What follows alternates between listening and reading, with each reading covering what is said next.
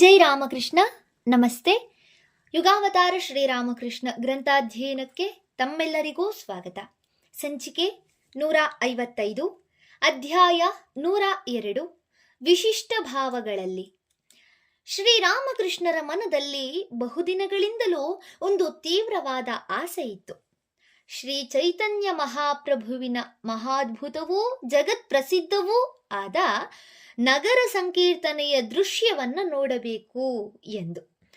ಶ್ರೀ ಚೈತನ್ಯರು ತನ್ನ ಆಪ್ತ ಸಖರೊಡಗೂಡಿ ಹರಿನಾಮ ಮತ್ತರಾದ 100 ಜನರನ್ನು ಮುನ್ನಡೆಸಿಕೊಂಡು ಸಾಗುತ್ತಿರುವ ಆ ನೋಟವನ್ನು ಊಹಿಸಿಕೊಂಡರೆ ಅವರಿಗೆ ರೋಮಾಂಚನವಾಗುತ್ತಿತ್ತು. ಅವರು ಕೇಶವಸೇನನನ್ನು ಮೊದಲ ಬಾರಿಗೆ ಭೇಟಿಯಾದ ಕೆಲವೇ ದಿನಗಳ ಬಳಿಕ ಜಗನ್ಮಾತೆ ಅವರ ಈ ಮನೋರಥವನ್ನು ಈಡೇರಿಸಿಕೊಟ್ಟಳು. ಒಮ್ಮೆ ಅವರು ತಮ್ಮ ಕೋಣೆಯ ಹೊರಗೆ ಸುಮ್ಮನೆ ನಿಂತಿದ್ದಾರೆ. ಆಗ ಇದ್ದಕ್ಕಿದ್ದಂತೆ ಆ ದರ್ಶನವಾಯಿತು. ಪಂಚವಟಿಯ ಕಡೆಯಿಂದ ಹರಿನಾಮ ಸಂಕೀರ್ತನೆಯಲ್ಲಿ ತೊಡಗಿದ ಜನಸಮೂಹದ ಮಹಾತರಂಗವೊಂದು ಮುನ್ನಡೆದು ಬಂದಿತು.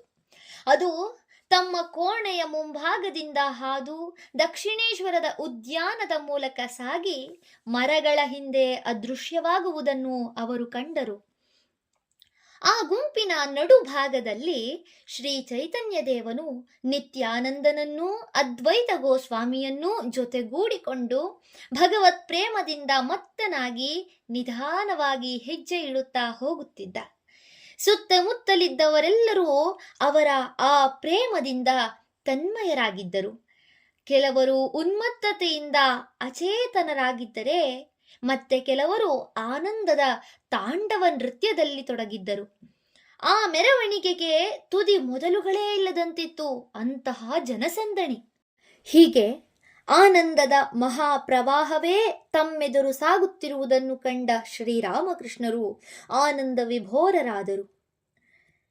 ಆ ಜನಸಮೂಹದಲ್ಲಿದ್ದ ಕೆಲವರ ಮುಖಗಳು ಅವರಿಗೆ ಸ್ಪಷ್ಟವಾಗಿ ಗೋಚರವಾದವು ಮತ್ತು ಅವು ಅವರ ಮನಃಪಟಲದ ಮೇಲೆ ನಿಚ್ಚಳವಾಗಿ ಚಿತ್ರಿತವಾದವು. ಈ ದರ್ಶನವಾದ ಕೆಲ ದಿನಗಳಲ್ಲೇ ಆ ವ್ಯಕ್ತಿಗಳೆಲ್ಲ ತಮ್ಮ ಭಕ್ತರಾಗಿ ಬರಲಾರಂಭಿಸಿದಾಗ ಅವರು ಪೂರ್ವ ಜನ್ಮದಲ್ಲಿ ಶ್ರೀ ಚೈತನ್ಯನ ಅಂತರಂಗ ಭಕ್ತರಾಗಿದ್ದರು ಎಂಬುದನ್ನು ಶ್ರೀರಾಮಕೃಷ್ಣರು ಗುರುತಿಸಿದರು. ಇದಾದ ಕೆಲ ಕಾಲದ ಬಳಿಕ ಶ್ರೀರಾಮಕೃಷ್ಣರು ಪ್ರತಿ ವರ್ಷದಂತೆ ತಮ್ಮ ಹುಟ್ಟೂರಾದ ಕಾಮಾರಪುಕುರಕ್ಕೂ ಸಿಹೋರಿಗೂ ಹೋದರು. ಆ ಸಂದರ್ಭದಲ್ಲಿ ನಡೆದ ಕೆಲವು ಕುತೂಹಲಕರ ಘಟನೆಗಳು ಉಲ್ಲೇಖಯೋಗ್ಯವಾಗಿವೆ. ಸಿಹೋರಿನಿಂದ ಕೆಲವು ಮೈಲಿ ದೂರದಲ್ಲಿ ಫುಲುಯಿ ಶ್ಯಾಮ್ ಬಜಾರ್ ಎಂಬುದೊಂದು ಸ್ಥಳ. ಅಲ್ಲಿ ಅನೇಕ ವೈಷ್ಣವರು ವಾಸವಾಗಿದ್ದರು. ನಾವು ಇಲ್ಲಿ ಕರ್ನಾಟಕದ ವೈಷ್ಣವ ಸಂಪ್ರದಾಯಕ್ಕೂ ಬಂಗಾಳದ ವೈಷ್ಣವ ಸಂಪ್ರದಾಯಕ್ಕೂ ಬಹಳಷ್ಟು ವ್ಯತ್ಯಾಸಗಳಿವೆ ಎಂಬ ವಿಷಯವನ್ನು ಮರೆಯಬಾರದು. ಬಂಗಾಳದ ವೈಷ್ಣವರು ಪ್ರತಿದಿನವೂ ಭಜನೆ ಕೀರ್ತನೆಗಳನ್ನು ಮಾಡುತ್ತಾ ಅತ್ಯಂತ ಆನಂದಪೂರ್ಣವಾಗಿ ಕಾಲ ಕಳೆಯುತ್ತಾರೆ ಎಂಬ ಸುದ್ದಿ ಶ್ರೀರಾಮಕೃಷ್ಣರಿಗೆ ತಿಳಿಯಿತು. ಇದು ತಿಳಿದೊಡನೆ ತಾವೂ ಅಲ್ಲಿಗೆ ಹೋಗಿ ಅದನ್ನು ಕೇಳಬೇಕೆಂಬ ಇಚ್ಛೆ ಅವರಲ್ಲುಂಟಾಯಿತು. ಶ್ಯಾಮ ಬಜಾರಿನ ನೆರೆ ಗ್ರಾಮದ ಬೆಲ್ಟೆ ಎಂಬಲ್ಲಿ ನಟವರ ಗೋಸ್ವಾಮಿ ಎಂಬುವನಿದ್ದ. ಇವನು ಶ್ರೀರಾಮಕೃಷ್ಣರನ್ನು ಮೊದಲೇ ಕಂಡಿದ್ದವನು. ತನ್ನ ಮನೆಗೆ ಬಂದು ಪಾದಧೂಳಿಯನ್ನು ಅನುಗ್ರಹಿಸಬೇಕೆಂದು ಅವರನ್ನು ಆಹ್ವಾನಿಸಿದ. ಅದಕ್ಕೊಪ್ಪಿ ಅವರು ಹೃದಯನನ್ನು ಕೂಡಿಕೊಂಡು ಅವನಲ್ಲಿಗೆ ಹೋದರು. ನಟವರನ ಮನೆಯಲ್ಲಿ ಶ್ರೀರಾಮಕೃಷ್ಣರು ಒಂದು ವಾರ ಇದ್ದು ಶ್ಯಾಮ ಬಜಾರಿನ ವೈಷ್ಣವರ ಕೀರ್ತನಾನಂದದಲ್ಲಿ ಪಾಲ್ಗೊಂಡರು. ಆಗ ಅವರ ಅತ್ಯಪೂರ್ವ ಭಾವಗಳನ್ನು ಕಂಡ ಊರಿನ ಜನರು ಪರಮಾನಂದ ಭರಿತರಾದರು. ಕ್ರಮೇಣ ಆ ವಿಷಯ ಎಲ್ಲೆಲ್ಲೂ ಪ್ರಚಾರವಾಯಿತು. ರಾಮಜೀವನಪುರ, ಕೃಷ್ಣಗಂಜ್ ಮುಂತಾದ ಅನೇಕಾನೇಕ ಊರುಗಳಿಗೂ ಈ ಸುದ್ದಿ ಹಬ್ಬಿತು. ಆ ಸಂಕೀರ್ತನೆಯಲ್ಲಿ ಪಾಲ್ಗೊಳ್ಳಲು ಊರೂರುಗಳಿಂದ ಭಜನೆಯ ತಂಡಗಳು ಬಂದು ನೆರೆದವು. ಗಂಡಸರು, ಹೆಂಗಸರು, ಮಕ್ಕಳು ಎಲ್ಲರೂ ಕಿಕ್ಕಿರಿದು ಜಾಗವೇ ಇಲ್ಲದಂತಾಯಿತು. ಆಗ ನಡೆದುದನ್ನು ಶ್ರೀರಾಮಕೃಷ್ಣರೇ ಬಣ್ಣಿಸುತ್ತಾರೆ. ನಾನು ಹೃದಯನ ಮನೆಯಲ್ಲಿದ್ದಾಗ ಕೆಲವರು ಬಂದು ನನ್ನನ್ನು ಶ್ಯಾಮ ಬಜಾರಿಗೆ ಕರೆದುಕೊಂಡು ಹೋದರು. ಇನ್ನೇನು ಹಳ್ಳಿಯನ್ನು ಪ್ರವೇಶಿಸಬೇಕು, ಆಗ ನನಗೆ ಶ್ರೀ ಚೈತನ್ಯ ದೇವನ ದರ್ಶನವಾಯಿತು. ಹಳ್ಳಿಯ ಜನರು ಚೈತನ್ಯ ಭಕ್ತರು ಎಂದು ಅದರಿಂದ ನಾನು ಅರ್ಥ ಮಾಡಿಕೊಂಡೆ. ಅಲ್ಲಿ ನಡೆದ ಸಂಕೀರ್ತನೆಯ ಆಕರ್ಷಣೆ ಎಷ್ಟು ಪ್ರಬಲವಾಗಿತ್ತೆಂದರೆ 7 ಹಗಲು 7 ರಾತ್ರಿ ಜನ ನಿರಂತರವಾಗಿ ನೆರೆದೇ ಇದ್ದರು. ಯಾವಾಗ ನೋಡಲಿ ಭಜನೆ, ನೃತ್ಯ, ಬೇರೆ ಏನೂ ಇಲ್ಲ.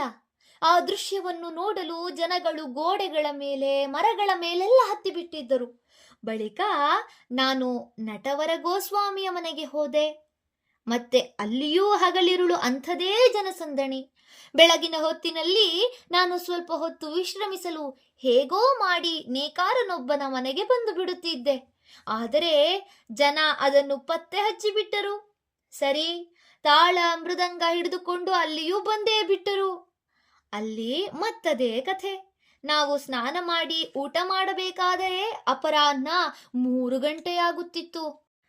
ಅಲ್ಲೊಬ್ಬ ಮನುಷ್ಯ ಒಂದೇ ದಿನದಲ್ಲಿ 7 ಬಾರಿ ಸತ್ತು 7 ಬಾರಿ ಹುಟ್ಟಿದ್ದಾನೆ ಎಂಬ ಸುದ್ದಿ ಬೇರೆ ಹಬ್ಬಿಬಿಟ್ಟಿತು.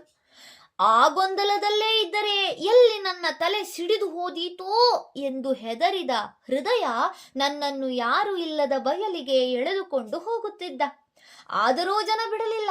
ಅಲ್ಲಿಗೂ ಬಂದು ಮುತ್ತಿಕೊಂಡರು. ತಾಳ ಮೃದಂಗ ತಂದು ಶುರು ಮಾಡಿಯೇ ಬಿಟ್ಟರು. ಹೃದಯನಿಗೆ ರೇಗೆ ಹೋಯಿತು. ಏನ್ರಯ್ಯ, ಹೀಗೆ ನಮ್ಮ ಪ್ರಾಣ ಹಿಂಡುತ್ತಿದ್ದೀರಲ್ಲ, ನಾವೇನು ಸಂಕೀರ್ತನೆಯನ್ನು ಕಂಡೇ ಇಲ್ಲ ಅಂದುಕೊಂಡಿರಾ ಎಂದು ಅವರನ್ನು ಗದರಿಸಿದ. ದೂರ ದೂರದ ಹಳ್ಳಿಗಳಿಂದಲೂ ಜನರು ಬಂದು ರಾತ್ರಿಯೆಲ್ಲ ಇರುತ್ತಿದ್ದರು. ಆಗ ನನಗೆ ಅರ್ಥವಾಯಿತು ದೈವಿ ಆಕರ್ಷಣೆ ಎಂದರೆ ಹೇಗಿರುತ್ತದೆ ಎಂದು. ಕಡೆಗೆ ಹೃದಯ ಶ್ರೀರಾಮಕೃಷ್ಣರನ್ನು ಕರೆದುಕೊಂಡು ಗೋಪ್ಯವಾಗಿ ಸಿಹೋರಿಗೆ ಪಲಾಯನ ಮಾಡಿದ. ಆಗಲೇ ಆ ಆನಂದದ ಮೇಳ ಮುಕ್ತಾಯಗೊಂಡದ್ದು. ಶ್ರೀರಾಮಕೃಷ್ಣರು ಆ ಸ್ಥಳಕ್ಕೆ ಹೋಗಿದ್ದಾಗ ಮತ್ತೊಂದು ತಮಾಷೆ ನಡೆಯಿತು. ಅವರನ್ನು ಕಂಡು ಅಲ್ಲಿನ ಕೆಲವು ಗೋಸ್ವಾಮಿಗಳಿಗೆ, ಅಂದರೆ ವೈಷ್ಣವ ಮುಖಂಡರಿಗೆ ಭಯ ಹುಟ್ಟಿಕೊಂಡಿತು. ಎಲ್ಲಿ ಇವರಿಂದಾಗಿ ತಮಗೆ ಬರಬೇಕಾದ ಕಾಣಿಕೆ ದಕ್ಷಿಣೆಗಳಿಗೆ ಸಂಚಕಾರ ಬಂದು ಬಿಡುತ್ತದೋ ಎಂದು. ಅವರ ಜನಪ್ರಿಯತೆಯನ್ನು, ಜನರಿಗೆ ಅವರ ಮೇಲಿನ ಭಕ್ತಿ ಗೌರವಗಳನ್ನು ಕಂಡು ಗೋಸ್ವಾಮಿಗಳಿಗೆ ಹಾಗೆ ಅನ್ನಿಸಿದ್ದು ಸಹಜವೇ. ಆದ್ದರಿಂದ ಆ ವಿಷಯವಾಗಿ ಅವರೊಂದಿಗೆ ಜಗಳಕ್ಕೆ ಬಂದರು. ಆದರೆ ಶ್ರೀರಾಮಕೃಷ್ಣರು ಒಂದು ಕಾಸನ್ನೂ ಮುಟ್ಟುವುದಿಲ್ಲ ಅಥವಾ ಒಂದೆಳೆ ದಾರವನ್ನೂ ತೆಗೆದುಕೊಳ್ಳುವುದಿಲ್ಲ ಎಂಬುದು ಗೊತ್ತಾದಾಗ ಅವರಿಗೆ ಸಮಾಧಾನವಾಯಿತು. ಯಾರೋ ಅವರಿಗೆ ಶ್ರೀರಾಮಕೃಷ್ಣರು ಬ್ರಹ್ಮಜ್ಞಾನಿಗಳು ಎಂದು ಹೇಳಿದ್ದರು. ಆದರೆ ಶ್ರೀರಾಮಕೃಷ್ಣರನ್ನು ಕಂಡು ಅವರಿಗೆ ಆಶ್ಚರ್ಯವಾಯಿತು. ಒಬ್ಬ ಕೇಳಿದ, ಇವರು ಬ್ರಹ್ಮಜ್ಞಾನಿಯೇ? ಹಾಗಾದರೆ ಅದೇಕೆ ಇವರ ಹಣೆಯಲ್ಲಿ ಗಂಧ ಚಂದನದ ಯಾವ ಗುರುತೂ ಇಲ್ಲ, ಕೊರಳಲ್ಲಿ ತುಳಸಿ ಮಾಲೆ ಇಲ್ಲ? ತಕ್ಷಣ ಅವರಲ್ಲೇ ಯಾರೋ ಒಬ್ಬ ಉತ್ತರಿಸಿದ, ಅವುಗಳೆಲ್ಲ ಒಣಗಿದ ತೆಂಗಿನ ಗರಿಗಳಂತೆ ಬಿದ್ದು ಹೋಗಿವೆ. ಈ ಉತ್ತರ ಎಲ್ಲರಿಗೂ ಸಮಾಧಾನ ತಂದಿತು. ಎಲ್ಲರೂ ಶ್ರೀರಾಮಕೃಷ್ಣರಿಗೆ ನಮಸ್ಕರಿಸಿ ಹೊರಟರು.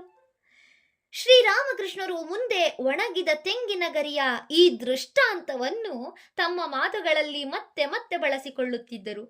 ಹೇಗೆ ತೆಂಗಿನ ಮರ ಬೆಳೆಯುತ್ತಾ ಬೆಳೆಯುತ್ತಾ ಅದರ ಹಳೆಯ ಗರಿಗಳೆಲ್ಲ ತಾವಾಗಿಯೇ ಉದುರಿ ಹೋಗುವವೋ, ಹಾಗೆಯೇ ಸಾಧಕನು ಆಧ್ಯಾತ್ಮಿಕ ಪಥದಲ್ಲಿ ಮುಂದುವರಿದಂತೆಲ್ಲ ಬಾಹ್ಯಾಚರಣೆಗಳೂ ಬಾಹ್ಯ ಚಿಹ್ನೆಗಳೂ ಅವನ ಪಾಲಿಗೆ ಅನಗತ್ಯವಾಗುತ್ತವೆ. ಆಗ ಅವನು ಅವುಗಳನ್ನು ಸಹಜವಾಗಿಯೇ ತ್ಯಜಿಸುತ್ತಾನೆ ಎಂಬುದು ತಾತ್ಪರ್ಯ.